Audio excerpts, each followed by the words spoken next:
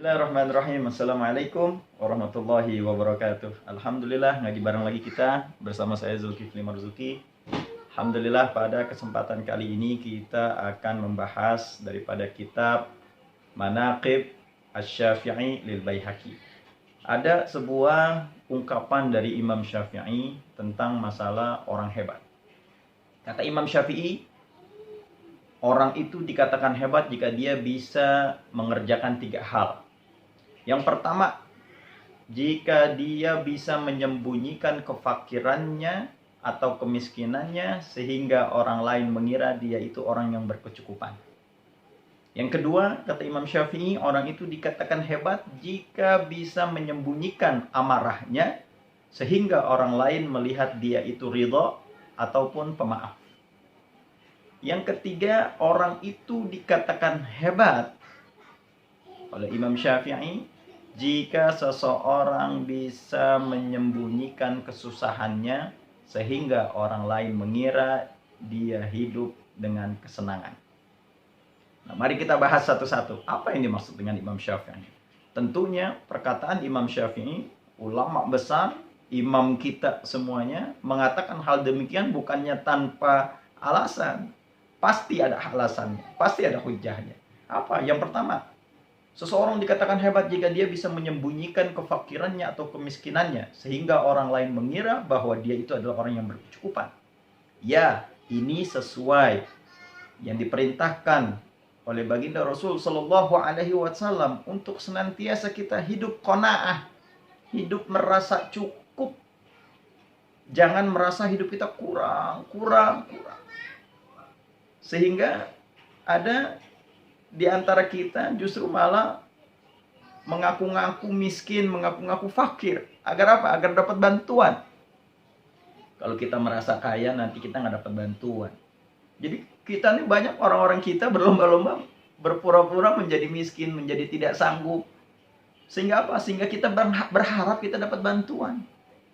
Padahal hati-hati. Al-kalamu nisfud doa. Perkataan itu setengah daripada doa. Ketika kita mengira bahwa kita ini miskin, butuh bantuan, maka nanti khawatir dicatat oleh malaikat kita memang betul-betul orang yang fakir. Sehingga susah kita untuk mendapatkan daripada keberkahannya Allah Subhanahu wa ta'ala. Ini yang pertama. Jika kita bisa menyembunyikan kefakiran kita, cukup kita aja yang tahu. Cukup kita aja, kita nggak punya beras, kita nggak punya ini, cukup kita yang tahu. Jangan kita tunjukkan di depan orang lain bahwa kita ini lagi susah. Kita ini lagi nggak punya rezeki, kita ini lagi nggak punya duit. Jangan kita tunjukkan. Sebab takutnya kita tidak ada sifat qanaah, sifat cukup, ataupun sifat syukur kepada Allah Subhanahu wa ta'ala.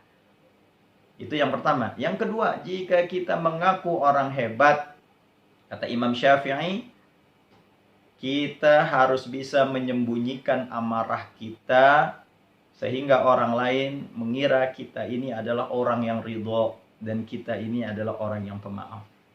Ya, bukan tanpa sebab Imam Syafi'i mengatakan demikian. Karena memang kita harus saling memaafkan di dalam diri kita, menahan daripada amarah kita.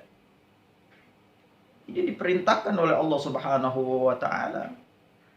Wal kaziminal ghaiz wal 'afina 'anil nas, kata Allah Subhanahu wa ta'ala. Kita hendaknya menahan amarah kita dan memberikan maaf kepada orang lain. Masya Allah, ini pekerjaan yang susah. Nggak sembarangan orang ini bisa melakukan hal demikian. Ketika disakiti, dihianati, tapi hati kita masih bisa sabar, masih bisa menahan amarah.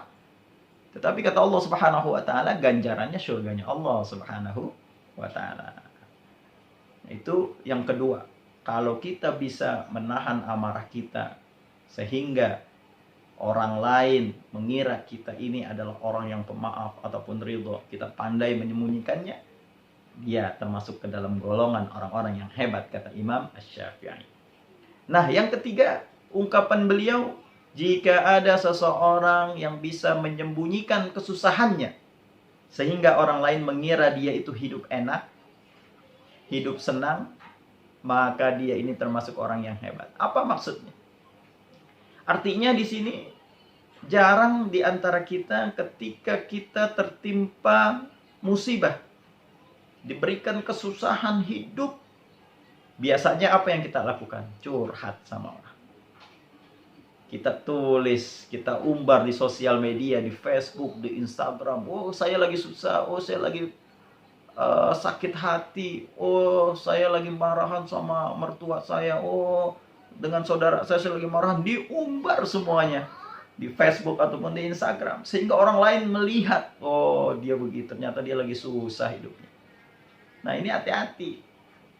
Ini tidak boleh. Ini bisa jadi kita termasuk ke dalam orang yang tidak bersyukur kepada Allah Subhanahu wa Ta'ala. Karena memang syukur ini sulit dilakukan.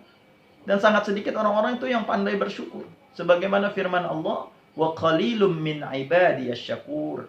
Sangat sedikit sekali hambaku yang pandai bersyukur kepada Allah Subhanahu wa Ta'ala. Makanya ketika kita tertimpa musibah, diberikan kesusahan, diberikan ujian oleh Allah Subhanahu wa Ta'ala, yang pertama kali kita lakukan adalah qul inna lillahi wa inna ilaihi raji'un. Sebagaimana firman Allah Subhanahu wa Ta'ala, idza asabathum musibah qalu inna lillahi wa inna ilaihi raji'un.